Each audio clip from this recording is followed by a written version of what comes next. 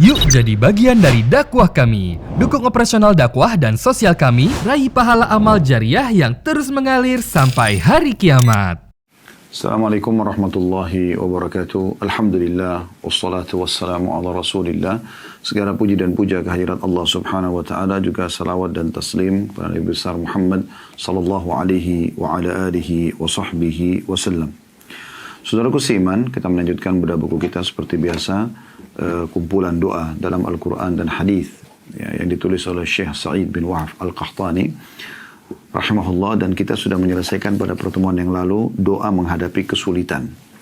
Dan insya Allah kita akan bahas pada kesempatan ini doa berhadapan dengan musuh dan penguasa. Tapi penguasa sini maksudnya adalah penguasa yang zalim. Ya, jadi bukan semua penguasa ya, tapi terkhususkan penguasa-penguasa yang zalim, yang bengis. Maka ada doa-doa yang diajarkan oleh Nabi SAW untuk berlindung dari keburukan-keburukan mereka. Secara umum, teman-teman sekalian, doa ini sebenarnya bagaimana seseorang di antara kita agar kembali kepada Allah SWT dan melibatkan Allah dalam segala lini kehidupan kita. Makanya kita sebelum beraktivitas dianjurkan berdoa, seperti misalnya sebelum keluar rumah, sebelum berpakaian, sebelum tidur, sebelum makan. Kita dianjurkan berdoa agar kita melibatkan Sang Pencipta Allah pada aktivitas kita itu. Dan itu akan mendatangkan keberkahan tentunya. Ya. Itu dari satu sisi agar kita melibatkan Allah Subhanahu Wa Taala, dan sisi yang lain tentunya agar kalau memang ada kebaikan di situ kita bisa mendapatkan ya, dari keterlibatan Allah Subhanahu Wa Taala dalam aktivitas kita. Dan kalau ada keburukan, Allah pun menyelamatkan kita dengan izinnya dari gangguan dan keburukan tersebut. Ya. Nah, ini sesuatu yang penting untuk digarisbawahi. Kalau yang dimaksud dengan musuh di sini, umumnya sih masuk kepada musuh-musuh di kancah peperangan, ya. Namun bisa saja kalau ada seseorang yang memusuhi kita dan tanpa sebab kita nggak bersalah, maka bisa masuk dalam kategori apa yang kita akan mohon perlindungan kepada Allah Subhanahu Wa Taala pada mereka. Kalau penguasa, tentu yang kita berlindung dari mereka adalah penguasa-penguasa yang zalim, ya. Karena secara umum kita dianjurkan sekali untuk patuh pada pemerintah. Apalagi kalau pemerintah itu tidak melakukan kemaksiatan kepada Allah Subhanahu Wa Taala. Maksud dalam firman Allah Subhanahu Wa Taala umumnya dalam surah An-Nisa surah nomor 4 ayat 59. Ya. An-Nisa surah nomor 4 ayat 59 yang berbunyi, A'udzu billahi minasyaitonir rajim, ya ayyuhalladzina amanu atti'ullaha wa atti'ur rasul wa ulil amri minkum. Hai orang-orang beriman, taatilah Allah, taatilah Rasul dan juga pemerintah setempat kalian. Bagaimana dengan pemimpin yang kafir? Tetap saja kita patuh. Teman-teman kita yang tinggal di Amerika, tinggal di Eropa, tinggal di Jepang, selama kebijakan-kebijakan mereka tidak melanggar agama Allah SWT, kita wajib patuh.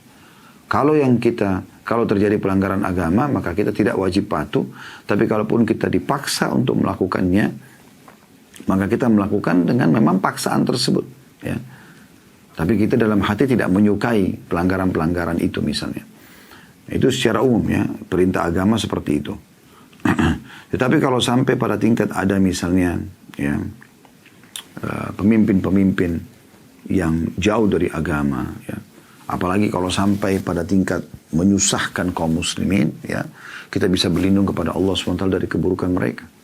Tetapi harus kita fahami teman-teman sekalian, kalau masih belum melanggar apa yang Nabi SAW tolak ukurkan, maka kita tidak boleh sama sekali memberontak. Renungi kembali hadis Nabi SAW yang masyhur ya, yang beliau bersabda, yakunu ba'di aimmatun la yahtaduna bihadyi ya, wa la yastannuna bisunnati. Akan datang nanti pemimpin-pemimpin sepeninggalku yang tidak mendapatkan petunjuk ya, atau ilmu yang aku bawa dan tidak pula mengikuti sunnahku. وَسَيَكُمُونَ فِيهِمْ رِجَالٌ قُلُوبُهُمْ قُلُوبُ الشَّيَاطِينِ فِي جُثْمَانِ الْإِنْسِ. Dan nanti ada di tengah-tengah mereka orang-orang yang hatinya seperti hati syaitan, namun jasadnya jasad manusia. Artinya semua pemikirannya buruk, zalim, gitu kan. Qala qultu kaifa asna'u ya Rasulullah. Maka berkata sahabat Nabi yang meriwayatkan hadis ini, tepatnya Hudzaifah bin Yaman radhiyallahu anhu, beliau mengatakan, ya Rasulullah, kalau aku hidup di masa itu, apa yang harus aku lakukan? Kalau aku menghadapi pemimpin seperti itu. Dia dan sekitarnya semua Jasadnya manusia tapi hatinya syaitan. Gak ada kelembutan sama sekali, gak ada kasih sayang, gak ada prestasi yang bisa diberikan kepada masyarakat. Maka kata Nabi SAW dalam hadis yang masyhur ini, in adrakta dzalika, dia mengatakan, tasma'u wa tuti'u lil amiri wa in duriba dhahraka wa ukhidha malika fasma' wa ati'. Kalau seandainya kau tiba di masa itu, maka tetap kau dengar dan patuh ya pada pemimpin, walaupun ya pundakmu dipukul dan hartamu diambil, tetap dengar dan tetap taat dan patuh. Hadis ini sahih diriwayatkan oleh Imam Muslim. Artinya ada hal-hal yang kita tidak suka, tapi apa boleh buat, gitu kan? Kita terpaksa patuh misalnya, gitu ya. Tinggal kita berlindung kepada Allah SWT dari keburukan mereka. Tapi untuk angkat senjata nggak boleh, gitu kan? Seperti juga hadis Bukhari yang berbunyi la ta'ata fi ma'siyatin innama ta'ata fil ma'ruf. Tidak boleh ada ketaatan pada bawah maksiat, tapi hanya pada yang ma'ruf saja. Maksudnya kita jangan ikuti kalau itu memang ada pelanggaran agama selama kita mampu. Tapi kalau sampai kita ditindas, dipaksa segala macam, maka apa boleh buat, ya. Ketaatan itu terjadi bukan karena kita suka gitu, ya. Dalam hadis lain kata Nabi SAW dalam hadis Bukhari juga, alal mar'il muslim alal mar'i muslim, setiap ya, individu muslim fi ma habba wa karih, alal mar'il muslim at-ta'ah, harusnya setiap muslim itu patuh fi ma habba wa karih, apapun yang dia suka ataupun dia tidak suka, malam yu'mar bi ma'siyah, selama tidak disuruh bermaksiat. Fa idza umira bi ma'siyatin fala sam'a wala ta'ah, kalau dia diperintahkan maksiat maka tidak ada mendengar dan tidak ada juga ketaatan, ya. Tetapi di sini sebagaimana saya katakan tadi, dia tinggalkan, dia tidak usah kerjakan. Kalau ada orang yang imannya sangat kuat sampai dia harus dibunuh, ya sudah, gitu kan. Tapi kalau sampai dia masih bisa menolak dengan cara yang baik, ya sudah, dia tinggalkan. Kalau sampai dia dibunuh tadi, maka dia mati syahid dengan izin Allah SWT. Tapi kalau ada keadaan misalnya, dia seorang yang lemah, orang tua, ya, dia seorang wanita yang lemah, dia tidak bisa. Terpaksa dia ada lingkungan, dia belum bisa juga pindah dari wilayah itu. Maka ada peraturan-peraturan yang dia terpaksa harus menjalaninya, tidak bisa tidak. Hatinya yang penting tidak menyukainya. Begitu keadaannya. Tapi dari semua apa yang kita sampaikan ini sebenarnya lebih kepada bagaimana kita berlindung dari kezaliman mereka. Dan Allah Maha Kuasa. Ada sebuah kisah unik dari Sa'id bin Musayyib rahimahullah, seorang ulama tabi'in yang masyhur. Beliau pernah diundang ke istana Hajjaj bin Yusuf. Hajjaj bin Yusuf ini seorang yang zalim waktu itu. Kalau kita bisa bahasakan Perdana Menteri, ya. Dia tangan kanannya khalifah dan dia boleh mengambil keputusan. Ya. Dan dia intinya selalu menyiksa orang-orang yang tidak sepaham dengan dia. Walaupun itu ulama. Walaupun dalam kondisi benar gitu. Bukan cuma sekedar ulama, tapi dalam kondisi benar gitu. Maka dia pun masuk ke dalam ruangan. Dan pada saat itu Hajjaj bin Yusuf di istananya sudah menyiapkan an-nato'. Nato' itu kulit hewan yang dikeringkan dan disiapkan memang ditebarkan di lantai, ya. Disiapkan untuk membunuh orang di atasnya. Jadi kalau orang mau dibunuh ditaruh di situ supaya darahnya nggak muncrat ke sana sini. Tertampung di dalam kulit hewan yang sudah dikeringkan dan dijahit satu sama yang lain sehingga menjadi besar gitu. Itu sering mereka membahasakan an-nato' was-saif, ya. Kulit hewan yang sudah dikeringkan untuk menampung darah dan jasad orang yang dibunuh, dan saif adalah pedang yang digunakan untuk memenggal gitu. Nah pada saat itu Hajjaj bin Yusuf menyiapkan an-nato' was-saif. Biasanya kalau dia lakukan ini dia akan membunuh orang gitu. Dipanggillah Sa'id bin Musayyib rahimahullah. Begitu masuk, orang-orang di sekitarnya sudah tahu ini akan dibunuh gitu. Tapi dia masuk dalam kondisi dia mengucapkan dengan mulutnya, ya, seperti orang komat kamit dengan mulutnya. Tiba-tiba Hajjaj bin Yusuf jadi lembut dan baik sama dia. Tiba-tiba saja. Jadi seperti orang yang ramah gitu. Bahkan memanggil Sa'id bin Musayyib duduk di singgasananya bersama-sama. Kemudian bertanya banyak hukum agama. Kemudian terdengarlah jawaban-jawaban yang berbobot dari Sa'id bin Musayyib dari hukum agama. Kemudian Hajjaj bin Yusuf mengatakan kau adalah orang yang layak untuk dihormati. Lalu dia ambil parfum terbaiknya lalu dia oleskan di baju dan di jenggot Sa'id bin Musayyib rahimahullah. Setelah itu beliau keluar, ada satu orang yang tanya. Dia mengatakan, kami sangat yakin, orang itu bilang sama Sa'id bin Musayyib, saya sangat yakin Anda akan dibunuh. Anda akan dibunuh. Karena tidak pernah orang ini melakukan ditebarkannya kulit hewan yang keringkan tadi dengan pedang itu, kecuali dia akan membunuh orang. Gitu. Tapi kenapa Anda tadi bisa tidak dibunuh? Dan apa yang Anda ucapkan? Kami sempat melihat mulut Anda berkomat kambing. Dia mengatakan, saya mengatakan, ya Allah, jadikanlah keburukan orang ini dan kejahatannya serta kezalimannya justru menjadi kebaikan dan ketenangan jiwa buat hambamu. Maka Allah pun membalik keadaan dia menjadi ya baik kepada Sa'id bin Musayyib. Padahal orang ini zalim gitu. Nah itu yang dimaksudkan. Yang sedang kita beratkan tuh di situ. Kalau ada orang yang berlaku zalim pada kita, atasan kita atau pemimpin kita, maka kita justru berdoa agar Allah berikan dia hidayah dan agar kita diselamatkan dari keburukan dia. Itu kurang lebih inti daripada bahasan kita pada kesempatan ini sebenarnya. Doa pertama yang dianjurkan untuk berlindung dari kejahatan musuh, ya, dari kejahatan musuh dan juga kalau ada pemimpin yang zalim, ya. Maka yang disebutkan di sini adalah hadis yang diriwayatkan oleh Abu Daud jilid 2 halaman 89 dan disahihkan oleh Al-Hakim serta disepakati oleh Az-Zahabi di jilid 2 halaman 142. Di mana Nabi SAW mengajarkan, Allahumma inna naj'aluka fi nuhurihim wa na'udzubika min syururihim. Ya Allah, sungguhnya kami menjadikanmu di leher-leher mereka atau menghadapi mereka. Maknanya itu. Dan kami berlindung kepadamu dari keburukan mereka. Ini doa yang diajarkan Nabi SAW agar kita selamat dari keburukan orang-orang yang jahat pada kita. Orang-orang yang jahat pada kita. Jadi bukan kita harus melawan secara fisik, tapi bagaimana kita berdoa kepada Allah SWT biar Allah yang mengambil alih keburukan orang ini gitu. Atau memberhentikan keburukan dia yang akan menimpa kita. Nah ini yang dimaksud dengan doa ini gitu ya. Dan makna daripada ya Allah kami menjadikanmu di leher mereka, maksudnya agar engkau yang menghadapinya. Ya. Ini kalimat meminta agar Allah SWT mengambil alih mereka udah. Ya, ini mirip dengan kejadian kalau anda pernah dengar dalam riwayat Bukhari. Ada seorang anak muda yang ditangkap oleh raja zalim. Dan raja ini berusaha untuk membunuh anak muda ini dengan berbagai macam cara. Di antaranya dia sempat dibawa ke atas gunung yang tinggi. Kemudian mau dilemparkan ya, dari atas gunung tersebut supaya dia mati. Tapi dia mengucapkan kalimat, Allahumma kfinihim ma syi'it. Ya Allah, ambil alihlah mereka ini gitu. Seperti itu kurang lebih maknanya. Nanti akan ada kita pelajari setelah ini insyaAllah. Doanya ya. Maka Allah pun mendatangkan badai angin sehingga membuat prajurit-prajurit tentara raja tersebut terbunuh, jatuh dari bukit gunung tadi dan anak muda itu selamat. Lalu dia kembali ke istana raja, lalu rajanya mengatakan, di mana prajurit-prajurit saya? Kata dia, telah Allah binasakan. Telah Allah binasakan.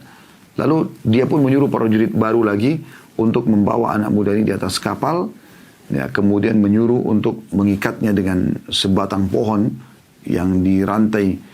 Tubuh anak muda yang dirantai di sebatang pohon yang berat, ya, atau sebuah batu intinya yang memberatkan dia, kemudian dibawa ke lautan lalu dicemplungin, dibuang, ditenggelamkan, ya. Dengan tujuan anak muda ini nanti terantai, nggak bisa lepas dan dia akan mati tenggelam. Tapi subhanallah, di tengah kapal anak muda ini ingatkan, raja kalian zalim, harusnya kalian sadar tidak boleh ikut-ikutan gitu kan.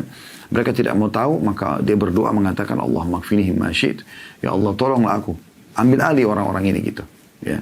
Jadi bukan kita yang melawan, tapi kita minta Allah yang melawan mereka gitu. Maka yang terjadi, bagaimana Allah Subhanahu Wa Taala mendatangkan ombak yang besar, menghantam kapal tersebut, tenggelam semua prajurit-prajurit Raja Zalim tadi, dan uniknya batang pohon yang diikatkan atau batu diingatkan di badan anak muda ini itu terlepas, dan akhirnya dia bisa berenang sampai ke pinggir pantai dan menyelamatkan diri. Ya, dan ini kisah cukup panjang, tapi kurang lebih intisarinya seperti itu. Dan ada kalau lihat juga kasus peperangan Nabi SAW dan para sahabat. Apa yang Allah katakan di perang Badar pada saat 314 pasukan muslim memenangkan peperangan melawan 1.000 orang pasukan perang Quraisy, di mana orang-orang muslim hanya keluar dengan perlengkapan yang sederhana, ya, karena mereka hanya sekedar mau menahan kafilah dagang Quraisy tadinya. Akhirnya mereka ya menang dalam peperangan tersebut. dengan melawan pasukan yang sangat besar dan siap untuk berperang dengan pasukan-pasukan yang berkuda, menggunakan baju besi, perisai, dan segala macam perlengkapan perang yang siap. Apa yang Allah katakan dalam Al-Quran? A'udzu billahi minasyaitonir falam taqtuluhum walakinnallaha qatala wa ma ramaita idh ramaita walakinnallaha rama.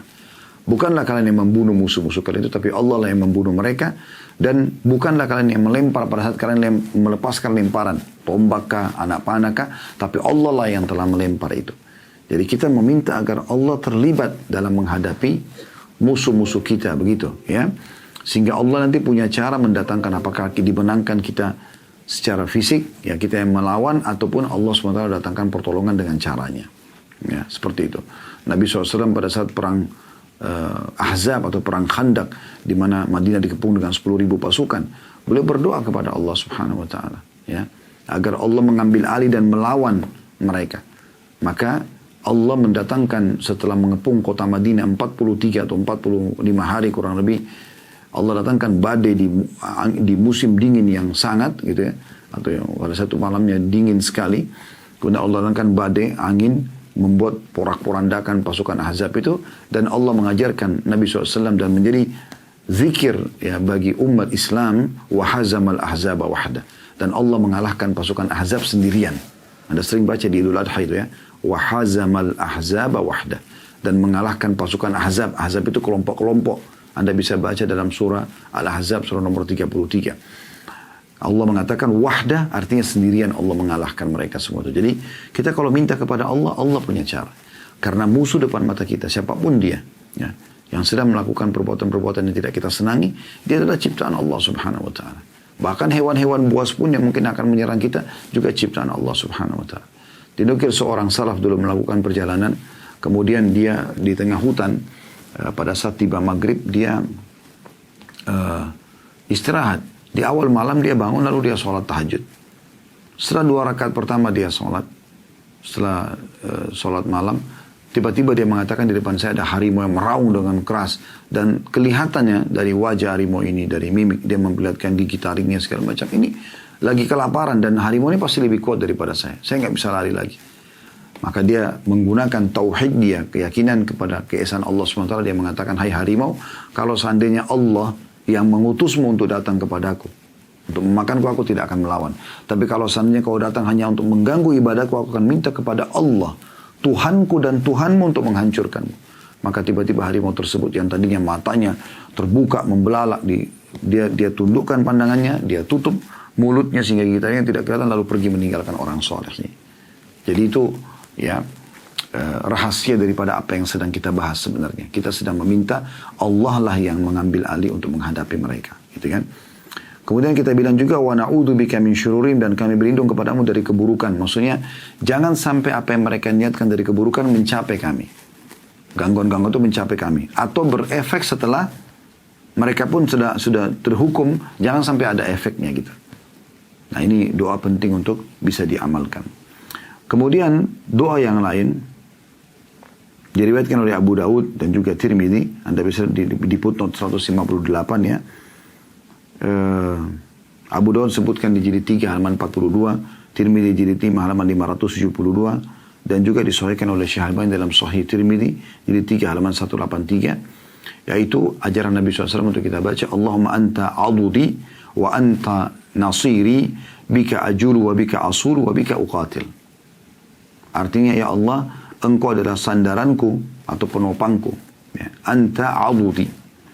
Wa anta nasir, dan Engkau adalah penolongku atau yang memberikan kepadaku kemenangan. Bika ajulu. Ya. Dengan pertolonganmu lah aku maju. Bisa juga bermakna berputar. Ya. Melakukan perlawanan, penyerangan. Wa bika asulu. Dan dengan pertolonganmu aku menundukkan musuh. Wa bika uqatil. Dan dengan pertolonganmu pula aku akan memerangi musuh-musuh ini. Nah, ini dianjurkan dibaca pada saat ya kita sedang berhadapan dengan musuh di medan perang, atau mungkin Anda sedang berhadapan dengan sekelompok preman, penjahat gitu kan. Atau mungkin ada pasukan-pasukan raja yang zalim yang akan mengganggu Anda gitu kan. Dan Anda tidak dalam keadaan salah, maka Anda bisa berdoa kepada Allah SWT. Maka Allah punya cara. Walaupun Anda tidak punya keterampilan bela diri, Allah SWT punya cara. Allah SWT punya cara yang tidak masuk di akal gitu. Ya, Dari akal manusia tidak bisa masuk dan diterima begitu saja karena memang unik gitu ya cara Allah Subhanahu wa taala. Dari doa ini kita bisa lihat bahwasanya mirip dengan penjelasan kami sebelumnya. Di sini kita mengembalikan kepada ketauhidan, bagaimana kita mengisahkan Allah Subhanahu wa taala dan mengembalikan seluruh perkara kita ya. Tidak ada daya dan kekuatan kita kecuali dari Allah dan milik Allah Subhanahu wa taala. Kita mengatakan Allahumma anta adudi, ya Allah kaulah tempat aku bersandar. Artinya semua apa yang akan aku lakukan ini semua tidak mungkin kecuali dengan bantuan darimu. Wa anta nasiri, nasir artinya penolong dan hanya engkau lah penolongku, pemberi kemenangan. Bika ajulu, kenamulah aku maju, dengan pertolongan aku maju. Artinya ini bisa menghilangkan rasa ketakutan kita yang tadinya mau menyerang musuh, itu jadi hilang. Itu makna ajul. Aku akan, dengan pertolongan aku jadi berani. Mungkin tadinya kita pengecut atau tidak berani. Jadi berani maju. Wabika asulu. Dengan pertolonganmu pula, aku menundukkan musuh. Jadi walaupun musuh itu besar, tetap bisa tunduk. Allah punya cara. Bagaimana? Allahu a'lam. Pernah kasus waktu perang Badr. Salah satu yang menjadi tawanan adalah Abbas bin Abdul Muttalib. Ini paman Nabi SAW. Waktu itu beliau belum masuk Islam radhiyallahu anhu. Dan beliau terpaksa ikut berperang karena dipaksa oleh kaumnya. Gitu. Dan Nabi SAW ingatkan kalau pamanku, ya, jangan ada yang ganggu Abbas karena memang dia terpaksa berperang. Bukan dia mau gitu. Waktu ditangkap dan ditawan, yang pegang dia Abdullah bin Mas'ud. Abbas radhiyallahu anhu orangnya tinggi besar, kekar. Artinya kalau kita lihat secara akal, nggak mungkin, ya, dan kasat mata, nggak mungkin Abdullah bin Mas'ud yang kurus kecil sekali. Ya, sampai pernah Abdullah bin Mas'ud naik di atas sebuah pohon kurma, lalu pakainya ditiup oleh angin, gitu kan? Ditiup oleh angin, dan di situ, ya, tersingkap betis beliau, Abdullah bin Mas'ud ini. Dan saking kecilnya betis tersebut sampai para sahabat tertawakan.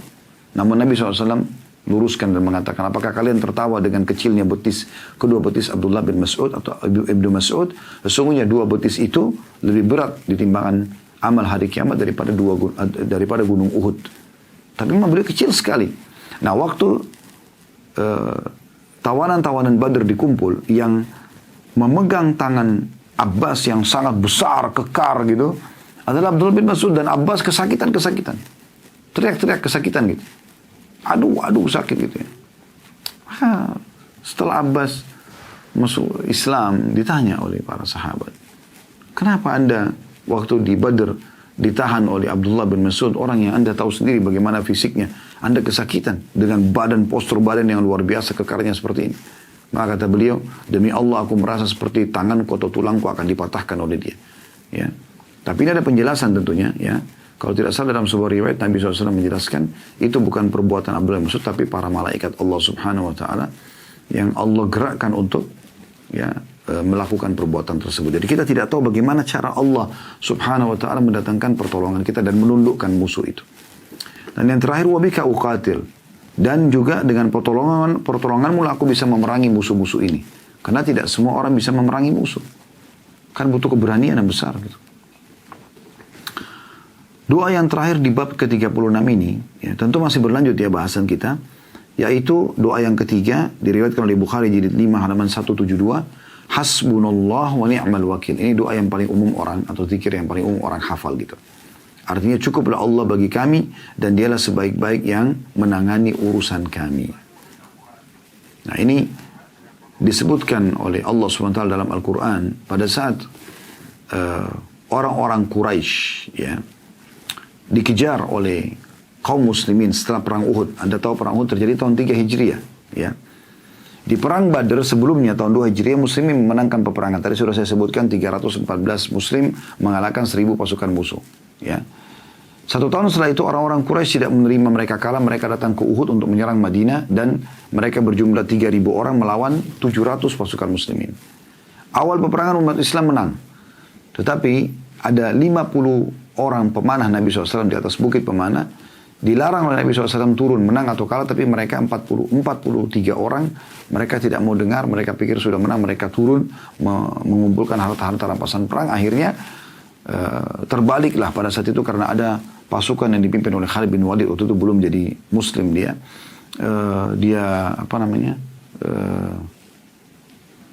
manuver dari belakang bukit pemanah lalu membunuh 7 orang yang pemanah yang ada di atas bukit, lalu kemudian menyerang dari belakang, akhirnya terjadi kekalahan untuk kaum muslimin. Dikasih cerita di awal peperangan umat Islam menang, di akhir peperangan itu dikalahkan muslimin, ya, karena tadi ada pelanggaran dari 43 pemanah Nabi SAW. Ya, ini Anda bisa lihat cukup banyak, kami sudah sering bahas, ada di Sirah Nabawiyah, di kajian YouTube, di playlist YouTube, ada juga di medsos, ya, khusus untuk Uhud Tour Travel yang Allah amanahkan kepada kami ini.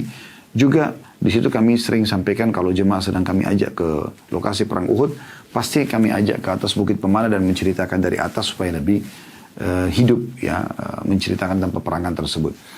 Setelah itu kaum muslimin pulang. Itu terjadi hari Sabtu malam, hari Sabtu siang, hari Sabtu pagi peperangan, Sabtu malam mereka pulang dalam kondisi semua rata-rata terluka-luka. Pasukan muslimin waktu itu jumlahnya 770 orang terbunuh mati syahid, sisa 630 orang. Sisa 630 orang. Mereka semua terluka, termasuk Nabi SAW. Tidak ada satupun yang tidak terluka. Dan minimal orang di antara mereka di perang Uhud itu punya luka, ya, 2 atau 3 sabetan pedang. Anda bisa bayangkan, Anda kena silet saya sudah sakitnya luar biasa, bagaimana dengan sabetan pedang. Maka semua terluka. Namun pada saat sholat subuh di masjid, yang hadir cuma sedikit karena banyak yang luka parah, mereka sholat di rumah, Nabi SAW mengatakan telah turun wahyu kepadaku untuk mengejar Quraisy. Dan yang boleh mengejar hanya yang ada di Uhud kemarin, yang 630 orang itu. Tidak boleh ada pasukan baru. Maka disebarkanlah informasi itu di tengah-tengah muslimin, dan subhanallah tidak ada satu orang pun yang luput untuk ikut kembali. Walaupun mereka ada yang ditopang untuk naik ke atas kudanya atau untanya, ada yang dibalut dengan daun-daun, ya, untuk masa pemulihan. Mereka baru dikalahkan kemarin gitu. Lalu kemudian mereka menuju ke Hamrat Asad namanya. Ada satu lokasi, saya kurang tahu pasnya berapa kilometer, tapi belum jauh dari Madinah menuju ke Mekah. Di sana rupanya Quraisy baru melewati lokasi itu. Muslimin keluar dan mengejar mereka. Ya. Pada saat orang-orang Quraisy tahu, mereka kaget. Ini pasukan yang kemarin nih, yang kita kalahin gitu. Karena banyak yang dibunuh, banyak yang luka-luka, dan rata-rata mereka semua luka gitu. Maka mereka mau ngirim informasi, satu orang mata-mata ke Madinah, bicara sama pimpinan orang-orang munafik yang merupakan sekutu dari orang-orang Quraisy. Apa ini pasukan yang kemarin? Kata mereka, iya. Bahkan Muhammad tidak mengizinkan orang baru ikut berperang. Itu adalah orang-orang yang kemarin terluka. Justru karena itu ternyata orang-orang Quraisy jadi ketakutan gitu. Karena mereka berpikir orang-orang ini nggak mungkin keluar kecuali mereka diikuti dengan dendam menurut pemikiran mereka. Pasti mereka akan melawan gitu ya. Karena mereka mau melawan, mau keluar gitu. Biasanya orang kalau sudah luka nggak bakal mungkin kecuali iman yang menggerakkan dia mau melakukan itu.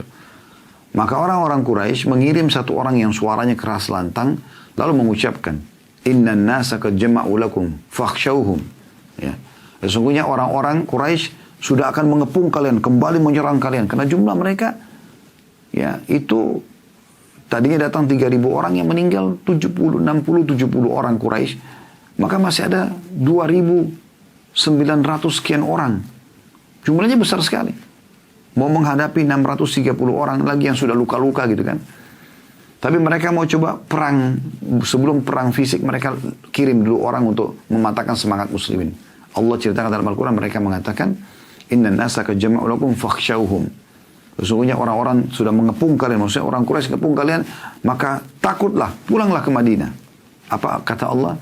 Fazaduhum imana. Malah bertambah iman mereka, wa qalu hasbunallah wa ni'mal wakil.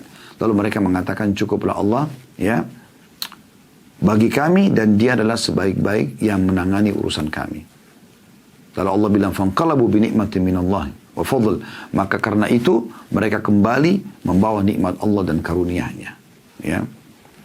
Orang-orang Quraisy hanya tidak berani menghadapi mereka. Maka yang tadinya semangat perang mereka sudah turun, sudah tidak ada lagi semangat untuk berperang, sekarang jadi semangat lagi untuk berperang gitu kan. Karena mereka tinggal selama 3 hari di Hamrat Asad, orang Quraisy tidak berani kembali. Ya. Akhirnya mereka kembali walaupun tubuh mereka penuh dengan luka-luka, dengan semangat yang besar, semangat yang baru gitu kan. Karena kejadian ini tentu. Ini rahasia kenapa Allah subhanahu wa ta'ala memerintahkan Nabi Muhammad SAW untuk keluar, tidak membawa pasukan baru. Allahu a'lam.